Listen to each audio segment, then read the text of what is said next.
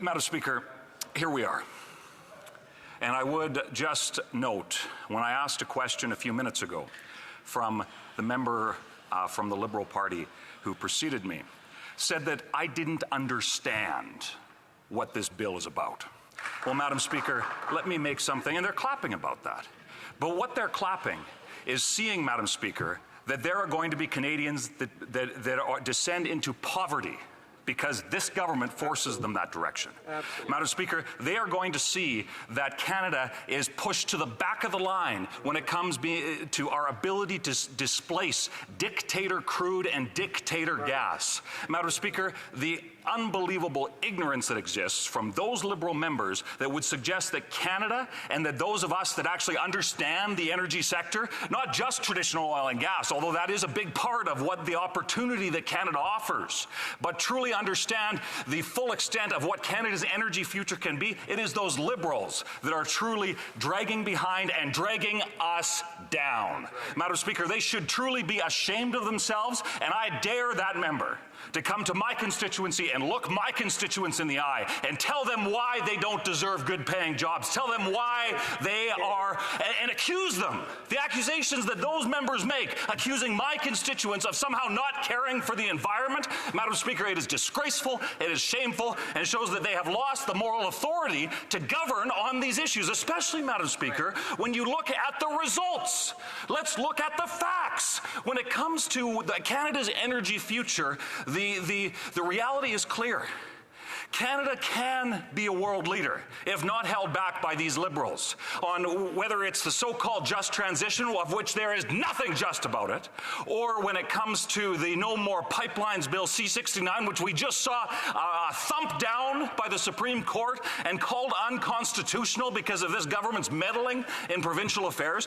Madam Speaker, this government is holding back Canada's potential to be a world leader. You know, the Prime Minister, shortly after he was elected, said that Canada was back.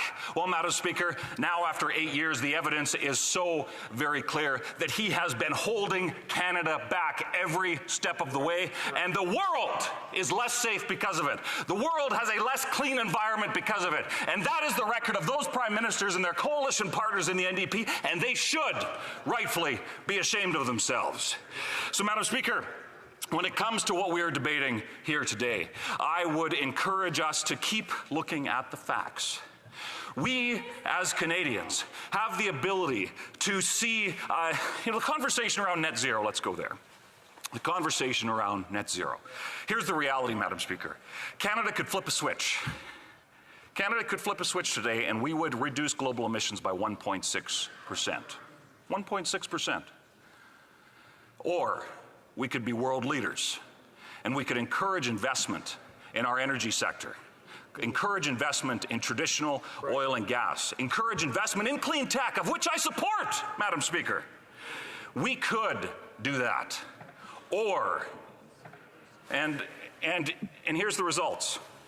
Canada reduces emissions 1.6% by throwing our people into poverty, shutting down our factories, making it so that nobody can afford to live in this country, and that the only thing that has any ability to resemble something of prosperity is those who are connected to a Liberal government where they pick winners and losers. 1.6% of emissions globally would go down. We could flip the switch tomorrow. Or, and here's the contrast, Madam Speaker, between what Conservatives are offering and what Liberals are offering. We could empower Canadians, empower Canadian industry, and use the natural resources that are so abundant in this country. And we could reduce emissions globally by multiple factors of that 1.6% by getting our clean, green LNG to markets that are currently burning coal. And get this, Madam Speaker, if you can believe it, while that environment minister went to China to a communist-controlled so-called environmental forum, of which he is one of the vice chairs of. He went there and encouraged and promoted promoted Chinese... I'm sorry, I'm just going to stop the honourable member. There seems to be either some chit-chat or some heckling going on. I just want to make sure that members recognize that there is debate happening in the House, and if they want to have conversations, or if they should take it outside. If they want to think out loud, they should be thinking to themselves and waiting for questions and comments. The honourable member, order. And that includes parliamentary secretaries as well. So the honourable member for Battle River Crowfoot.